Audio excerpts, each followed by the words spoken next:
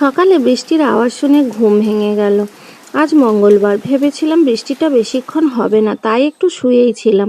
কিন্তু দেখছি বৃষ্টি আর থামছে না, তাই উঠে একটু ভিডিও করে নিলাম তোমাদের জন্য। সত্যি বৃষ্টির আওয়াজ শুনে মনটা ভরে গেছে। তো যাই হোক, সকালে সমস্ত রকম কাজ সেরে নিয়েছি, আর কাজ সারার পরে এই যে স্নান টান সেরে পূজা পাঠও করে নিয়েছি। দেখো বৃষ্টি এখন থেমে গেছে, সেই জন্য জামা কাপড়গুলো মেলেও দিয়েছি। আর খুব একটা যে রোদ বেরিয়েছে তা না, কারণ বর্ষা তো এখন অনেক পিছিয়ে গেছে। এখন মেঘলা মেঘলা ওয়েদার রয়েছে, মাঝে মাঝে বৃষ্টি চলে আসছে। তো অনেক বন্ধুদের ভিডিও দেখছি যে তাদের ওখানে এত বৃষ্টি হয়েছে, এত বৃষ্টি হয়েছে যে জল দাঁড়িয়ে যাচ্ছে। তো আমার এখানে কিন্তু সেইভাবে বৃষ্টি হয়নি যে এক হাঁটু জল দাঁড়িয়ে যাবে। তো যাই হোক, মোটামুটি মাঝে মাঝে বৃষ্টি আসছে আর থেমেও যাচ্ছে। আর খুব যে মুষলধারে বৃষ্টি হচ্ছে তাও নয়, ওই ঝিমঝিম করে ঝিরিঝিরিভাবে বৃষ্টি বইছে। যাই হোক, রান্না বান্না করার জন্য একদম কিচেনে চলে এসেছি। তার আগে তোমাদেরকে তো ওয়েলকাম করা হয়নি। আর কেমন আছো তোমরা বন্ধুরা? আশা করি ভালো আছো। আমিও ভালো আছি। মানসী সিম্পল লাইফে তোমাদের সবাইকে স্বাগত। দেখো, এখন আমি ঝিঙ্গের তরকারি করছি, মানে ঝিঙ্গে পোস্ত বানাবো। আর জানো তো, এই যে পুরো ঝিঙ্গেটা না আমাদের বাগান থেকে উঠেছে। প্রায় 1 থেকে 1.5 কিলোর মতো ঝিঙ্গে উঠেছিল। খুব নরম, পুরোটাই কেটে রান্না করে নিয়েছি। ঝিঙ্গে পোস্ত খেতে তো খুবই ভালো লাগে। আর তোমাদের এই যে ছোটদা ভাই বাজার থেকে চিংড়ি মাছ কিনে এনেছিল। আজ আমি চিংড়ি মাছ ভাপা বানাবো, আবার কচু পাতা দিয়ে। তো ভাপার জন্য কি কি মশলা নিচ্ছি দেখে নাও। জিরে পোস্ত বাটা, লবণ, হলুদ, গুঁড়ো লঙ্কা, কাঁচা লঙ্কা আর পরিমাণ মতো সর্ষের তেল। সব মশলাই পরিমাণ মতো নেবে। জিরে পোস্ত বাটা একটু বেশি হলেও ক্ষতি নেই। দেখো, মশলাটা সুন্দর করে মাখিয়ে নিয়েছি। আর এই যে সেই কচু পাতা, এত বড় বড় কচু পাতা, এটা হচ্ছে ষাঁড় কচুর পাতা। এই ষাঁড় কচুর পাতা একদম গলা কুটোয় না বন্ধুরা, তোমরা নিশ্চিন্তে খেতে পারো। আর এইভাবে চিংড়ি মাছ ভাপা একবার বানিয়ে খেয়ে দেখো, খুব ভালো লাগে। এখন আমি পাতাগুলো মুড়ে নিচ্ছি। আর এই যে দেখো, সুতো দিয়ে বাঁধাও হয়ে গেছে। এরপর আমি ভাতের মধ্যে দিয়ে দিচ্ছি। একটু ফুটে ওঠার পর তারপর মাঠটা ঝেড়ে নেব। এখন ওটা একটু সেদ্ধ হোক, পরে তোমাদের সঙ্গে শেয়ার করব। তার আগে চলো আরও একটা রেসিপি বানাবো।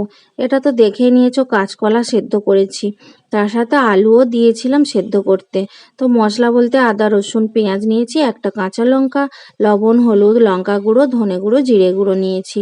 তো কি বানাচ্ছি বুঝতে পারছো তোমরা, আশা করছি। এটা হচ্ছে কাঁচকলার কোপ্তা। জানো তো বন্ধুরা, কাঁচকলার কোপ্তা বানাতে অনেকে বেসন ব্যবহার করে। আমি কিন্তু বেসন ব্যবহার করিনি। আর কাঁচকলার খোসাটাও কিন্তু ছাড়িয়ে নিইনি।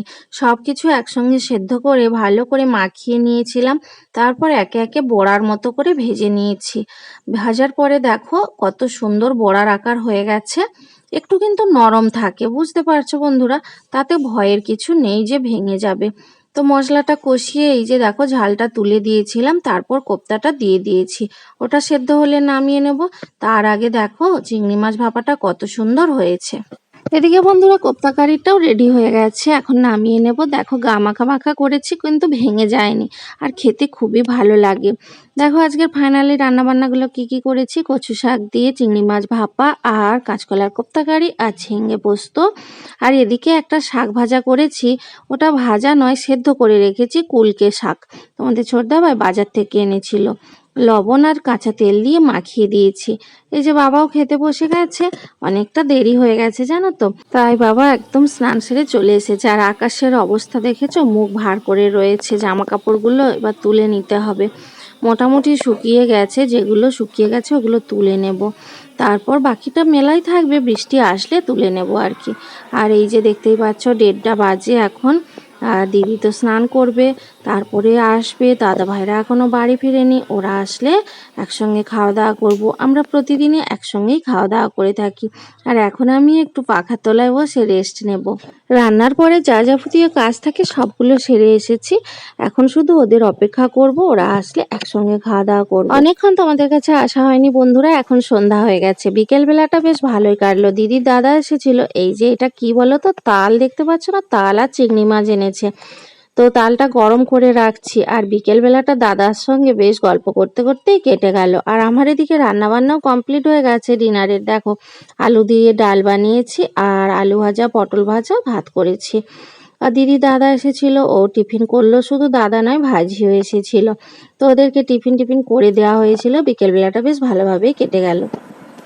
গুড নাইট বন্ধুরা, এখন বাজে 9:36। অনেকক্ষণ তোমাদের কাছে আসা হয়নি। কি করছো তোমরা সবাই? রান্নাবান্না কমপ্লিট হলো কি তোমাদের? আমার তো রান্নাবান্না কমপ্লিট হয়ে গেছে। দুপুরে তোমাদের দাদা ভাইরা বাড়ি আসার পর খাওয়া দাওয়া করলাম, তারপরে দুপুরে রেস্ট নিয়েছি।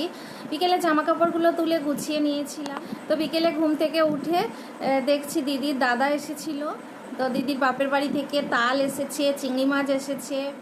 তো তালটা তো তোমাদের সঙ্গে শেয়ার করলামই। তালটা এখন গরম করে রাখা হচ্ছে, না হলে নষ্ট হয়ে যাবে। অনেকটা তাল তো গরম করে রাখলে তাহলে ভালো থাকবে। ওই তালটা গরম করে ফ্রিজের মধ্যে রেখে দেবো। তালের বড়া, পিঠে যা বানানোর বানিয়ে খাবো, এই আর কি। আর চিংড়ি মাছ এনেছে অনেক, জানো, জমিতে মুগরি এড়ে চিংড়ি মাছ পড়েছিল, তো সেই চিংড়ি মাছ এনেছে, রান্না করব, কালকে তোমাদের সঙ্গে শেয়ার করে। তারপর আমাদের তো রান্নাঘরে তোমরা জানোই দরজা ছিল না, তো আজকে একটা দরজা পোড়াতে এসেছিল, মিস্ত্রি এসেছিল, সবই তোমাদেরকে কালকে শেয়ার করে নিই। তারপর দিদি দাদা এসেছিল, তার সঙ্গে গল্প করতে করতে সময়টা কাটলো। আর এই রান্না বান্না করে এইমাত্র তোমাদের কাছে আসছে। আর এখনও তোমাদের দাদা ভাইরা বাড়ি আসেনি, আবারও সেই ওদের জন্য অপেক্ষা করব, ওরা আসলে খাওয়া দাওয়া করব। তো চলো আজকের ভিডিও এই পর্যন্তই। সবাই খুব ভালো থেকো, সুস্থ থেকো। দেখা হবে নতুন একটা দিনে নতুন একটা ভিডিওতে। Tata, good night.